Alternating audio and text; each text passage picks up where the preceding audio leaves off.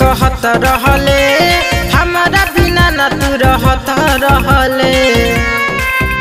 अरे बोल जन जन हमके कहत रहले हमारा बिना न तू रहत रहले। उ प्यारे वाला बतिया बितावल सारा रतिया, उ प्यारे वाला बतिया बितावल सारा रतिया हम भूल नहीं पावतानी रे। हम दिलावा से तोहरा के जहनी केहू से नहीं कहनी दर दिल के सुनावतानी रे।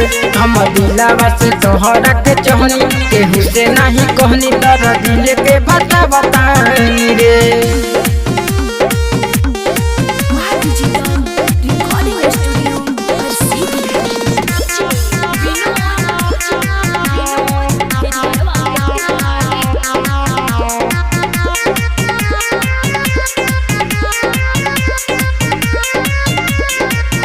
तोहरे चलते पागल बने गईनी हो, बने गईनी हो। नहीं घर के ना घाट के भईनी हो, नहीं भईनी हो।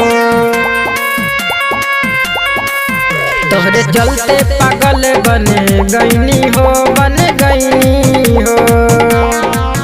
नहीं घर के ना घाट के भईनी हो, नहीं भईनी हो। ते बुझी के गरीबी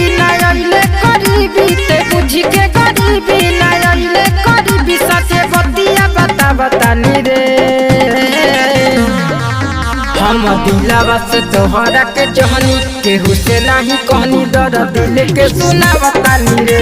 हम दिलावा से तोहरा के जहनी केहू से नहीं कहनी दर दिल के बतावतानी रे।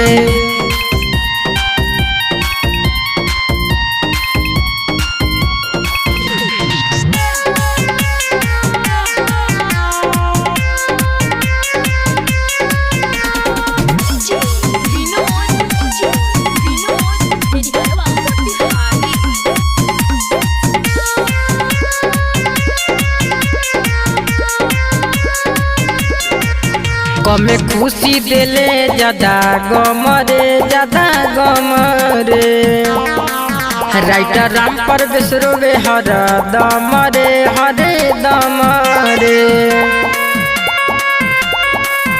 कमे खुशी देले ज्यादा गम रे, ज्यादा गम रे। राइटर राम परवेश रोवे हर दम रे, हरे दम रे। सुन सूर्या विनोद कइले अनुरोध, सुन सूर्या विनोद कइले अनुरोध। गीत गम के हम गावतानी रे। हम दिलावा से तोहरा के जहनी केहू से नहीं कहनी दर दिल के सुनावतानी रे। हम दिलावा से तोहरा के जहनी केहू से नहीं कहनी दर दिल के बतावतानी रे। जन जन हमके कहत रहले हमारा बिना न तू रहत रहले। उ प्यारे वाला बतिया बितावल सारा रतिया, उ प्यारे वाला बतिया बितावल सारा रतिया हम भूल नहीं पावतानी रे। हम दिलावा से तोहरा के जहनी केहू से नहीं कहनी दर दिल के सुनावतानी रे। हम दिलावा से तोहरा के जहनी केहू से नहीं कहनी दर दिल